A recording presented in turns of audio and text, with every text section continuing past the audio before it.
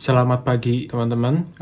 Ini jam 3 dini hari. Aku terbangun hanya untuk melihat apakah Ferry Iwandi itu udah kena santet atau belum. Soalnya tadi siang dia itu kan ngepost ya di IG bahwa jam 12 malam tadi semestinya dia tuh udah kena santet. Dia semestinya udah sakit kepala, perut membengkak, kaki membengkak dan lumpuh dan sebagainya gitu loh. Tapi setelah aku cek, dia baik-baik aja. Tentu aja ya, karena santet itu nggak ada. Nggak pada masih hidup dan dapat 6,3 juta. Oh, jam 12.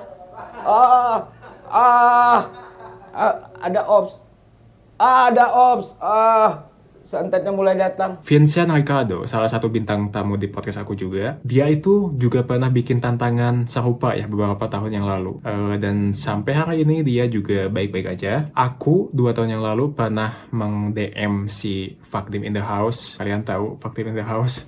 YouTuber yang katanya pernah santet Israel dan banyak orang Indo yang naif percaya sama dia. Aku mend-DM dia untuk mendemonstrasikan kekuatan santetnya sama aku gitu loh. Dan dia nggak bales. Jadi aku baik-baik aja kawan-kawan. Jadi ada apa nih? Kenapa para dukun ini gagal untuk menyantet Ferry Iwandi atau Vincent misalnya? Well, tentu aja jawaban singkatnya adalah karena santet itu nggak ada. Atau pakai bahasa yang lebih enak, santet itu highly unlikely. Nanti di ujung aku akan kasih argumen filosofis ya, kenapa santet itu nggak ada. Aku pakai argumen filosofis soalnya kan kata dukun, kata beberapa orang, sains itu sendiri terbatas. Sains itu nggak bisa menjangkau hal-hal kayak gini, semacam santet gitu loh. Sains tuh nggak bisa menjangkau santet. Maka aku nggak bakal pakai pendekatan saintifik. Jadi aku pakai argumen filosofis untuk membantah santet. Tapi nanti di ujung ya. Kalau ada, ini penting banget ya. Kalau ada orang yang ngomong bahwa santet itu bisa dijelasin pakai ilmu fisika, kalian itu mesti skeptis ya.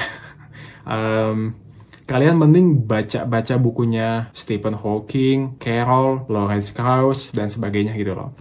Meskipun mereka anti filsafat, tapi nggak apa-apa lah ya.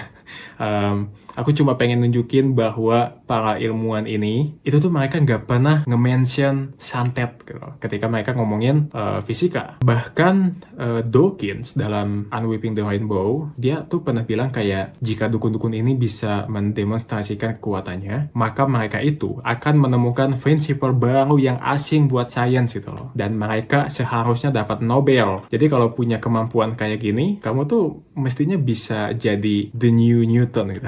The new Isaac Newton. Bayangin, kalau misalkan kamu betul-betul bisa santet, bisa pelet gitu ya, maka kamu tuh bisa dapetin Alphard dari Ferry Iwandi. Kamu bisa dapat Nobel pula. Kamu juga bisa menjadi the next Einstein gitu loh. But why? Kenapa? Kenapa kamu gak ngambil kesempatan itu, tapi malah jualan jasa buka praktek, menipu manusia-manusia polos yang tidak berdosa? Tapi, oke. Balik lagi ke salah satu tema video ini ya. Kira-kira apa yang akan dikatakan oleh para dukun? Atau apa sih alasannya para dukun ini mereka nggak bisa menyantet Ferry Iwandi gitu loh. Aku punya teman yang dia tuh bukan praktisi santet ya. Tapi keahlian dia itu pelet sebetulnya. Pelet itu adalah kemampuan untuk membuat orang lain jatuh cinta atau suka pada kita dengan cara-cara yang non-natural. At least itu klaim dia ya, dan tentu aja aku nggak percaya gitu loh. I have debated him. aku pernah mendebat dia gitu loh, mengenai santet, pelet. Aku mengeluarkan pandangan aku bahwa aku tuh nggak percaya sama hal-hal kayak gini gitu loh. Aku bilang kalau semua dukun itu penipu sama dia. Entah itu menipu klien atau menipu dirinya sendiri. Yes, dukun-dukun itu mereka juga menipu dirinya sendiri. Kenapa? Karena apapun yang mereka alami itu sebetulnya bisa dijelaskan secara naturalistik sebetulnya ya. Namun mereka menolak dan lebih percaya penjelasan supranatural. Jadi mereka juga menipu diri mereka sendiri. Aku bilang kayak gitu, aku juga bilang bahwa santet itu nggak ada, karena aku dulu sempat alasan bahwa karena kalau santet itu ada, maka kita itu akan mudah untuk menghentikan genosida Israel. Kita tuh nggak bakal kesusahan. Dan teman-teman tahu jawaban dia? Inilah jawaban yang dia kasih ya. Bahwa yang bersangkutan punya jin yang lebih sakti yang melindungi dia. Jawaban ini tentu aja template ya, maksudnya mempostulatkan entitas baru di pihak si target yang lebih kuat dan lebih sakti itu. Jadi, kenapa Benjamin Netanyahu itu nggak bisa disantet? Karena Netanyahu ada yang melindungi. Kenapa Ferry Iwandi atau Vincent gagal disantet? Karena ada jin yang melindungi mereka, yang lebih sakti daripada jin si dukun. Atau mungkin karena Bang Peri Irwandi ini punya kakek, nenek, leluhur yang saktinya luar biasa gitu loh. Sampai Bang Peri ini nggak bisa disantet. Kita kan mempostulatkan hal yang lain ya. Kalau dulu mungkin teman-teman juga pernah dengar ya, kenapa tuyul nggak bisa ngambil uang di ATM? Well, karena bank juga punya perlindungan, berupa doa dan jimat dan sebagainya gitu. Karena bank juga punya jin, makanya itu nggak bisa ditembus oleh tuyul gitu. Aku pernah ngomong niatnya ngejok ya. Aku ngomong dengan polosnya bahwa kalau aku bisa pelet, kalau aku punya kemampuan pelet, aku tuh akan mencoba untuk mempelet Ibu Megawati. Soalnya dulu kan Bu Mega itu sangat powerful ya. So, you know. Terus temanku bilang, lah, kamu kira Bu Mega itu nggak pakai jasa dukun untuk melindungi dirinya? Jadi dia mempostulatkan sesuatu bahwa ada kekuatan, semacam kekuatan yang tidak terlihat yang melindungi Bu Mega gitu loh. So, teman-teman, seperti yang tadi aku bilang bahwa aku pikir kita tuh nggak bisa membuktikan ya. Kita nggak bisa membuktikan kalau Bu Mega itu tidak pakai dukun. Kita tidak bisa membuktikan bahwa tidak ada kekuatan, tidak kasat mata yang melindungi Bu Mega gitu kan. Itu kita nggak bisa membuktikan itu kan. Kita tidak bisa mendisprove bahwa di dekat Netanyahu itu ada jin yang melindungi dia dari santet Indonesia gitu loh. Tetapi yang bisa kita katakan adalah ini kawan-kawan, aku sering ngomongin ini di video aku sebelum-sebelumnya ya.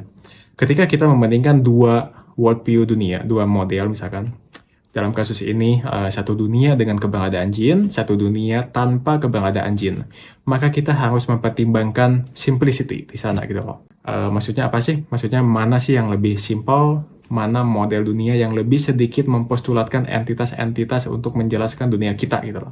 Bahasa simpelnya kayak gini, mana yang lebih mungkin untuk menjelaskan kenapa Peri Irwandi tidak bisa disantet? Apakah karena Peri Irwandi itu dilindungi jin dan dukun yang lebih sakti lagi? Apakah karena leluhur dia itu sakti makanya dia nggak bisa disantet? Atau penjelasan yang lebih simply bahwa santet itu nggak ada? Mana yang lebih mungkin untuk menjelaskan kenapa Netanyahu itu nggak bisa disantet?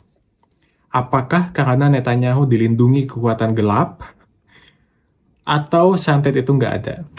Kalau kita ngambil jawaban yang pertama ya, yaitu kita mempostulatkan entitas baru semacam jin atau kekuatan gelap atau apapun, itu adalah asumsi yang sangat boros kawan-kawan. Jadi dalam membandingkan dua model seperti ini, maka penjelasan yang lebih simpel itu adalah yang mendekati kebenaran. Penjelasan yang mana santet itu nggak ada. Oke, mari kita masuk ke argumen aku ya untuk membantah santet. Aku akan melakukan hal yang sama ketika aku membandingkan naturalism dengan theism. Di kasus ini, coba bayangin kita punya dua dunia. Yang satu adalah dunia di mana dukun-dukun itu betul-betul mempunyai kekuatan seperti santet dan pelet gitu. Dunia di mana dukun-dukun itu betul-betul sakti. Mari kita namai dunia yang satu ini dengan hipotesis dukun sakti. Sedangkan satu lagi, itu adalah dunia di mana dukun itu adalah penipu dan pembohong. Dunia di mana santet dan pelet itu nggak ada. Kita namai dunia ini dengan hipotesis dukun penipu. Caranya kayak gini kawan-kawan. Kita lihat dunia yang kita tinggali sekarang. Kita observasi, kita amati dunia yang kita lihat sekarang. Lalu kita tanya, mana di antara dua dunia tadi yang lebih cocok dengan dunia kita? Mana di antara dua dunia tadi yang lebih bisa menjelaskan dunia kita? Dan terakhir, mana di antara dunia tadi yang lebih simple? That is to say, apa yang akan kita temukan di dunia kita seandainya hipotesis dukun sakti itu benar. Lalu coba kalian bandingkan dengan apa yang akan kita temukan seandainya hipotesis dukun penipu itu benar. Jadi kita kayak membandingkan dua model ya, dua dunia lah katakan kayak gitu. So, ayo kita bayangin. Mari kita bayangkan akan seperti apa kelihatannya jika hipotesis yang pertama itu benar ya. Hipotesis dukun sakti. Coba teman-teman bayangkan apa yang akan kita lihat, apa yang akan terjadi jika santet dan pelet itu betul-betul ada. Pertama, saya kira yang akan terjadi itu ini ya. Kekuatan militer itu nggak bakal berguna. Kita nggak mesti buang-buang uang untuk memperkuat militer. Karena mending alokasiin aja ke hal yang lebih hemat, yaitu sekolah perdukunan. Karena dukun dengan kekuatan santetnya itu jauh lebih powerful ketimbang bedil. Kepolisian, militer, itu nggak bakal laku. Yang laku itu apa coba? Akademi santet. Kedua, saya kira yang bakal terjadi adalah akan ada orang Indonesia yang menerima hadiah Nobel. Karena kita tahu ya bahwa orang Indo itu kan masih banyak yang main ginian ya. Jadi mereka akan mendapatkan Nobel seperti yang dibilang oleh Richard Dawkins tadi. Selain itu, para ilmuwan itu juga akan bekerja dengan hukum alam yang berbeda dengan hukum alam yang kita amati sekarang. Hukum fisika akan dirombak sama dukun-dukun ini. Dan maybe mungkin aja pencarian para ahli fisika, yaitu the theory of everything, gimana menyatukan general relativity dengan quantum mechanics, itu tuh bisa jadi mereka bakal pakai bantuan dan knowledge dari jin. Itu dunia yang akan kita temui lah seandainya dunia dukun itu betul-betul sakti dan santet itu ada dan per itu ada. Ketiga, saya kira genosida Israel tentunya ya akan segera berhenti gitu loh. Karena kita akan mudah untuk mengirimkan bala bantuan untuk attack Israel. Dan tentunya kita akan lebih mudah untuk menghentikan genosida ini kalau misalkan santet itu betul-betul ada. Keempat, ini mungkin teman-teman bakal nganggap aku ngejok, tapi ini bukan ya. Karena ini adalah hal yang akan kita temukan seandainya santet itu dan pelet itu betul-betul ada. Yaitu Jennie Blackpink akan menikah sama orang Indonesia yang belajar pelet. Saking saktinya para dukun, Jennie Blackpink itu semestinya udah tergila-gila sama mas-mas Jawa pecinta horek gitu loh. Ini adalah dunia yang akan kita temukan kawan-kawan. Ini adalah dunia yang akan kita expect to see seandainya santet itu dan pelet itu betul-betul ada.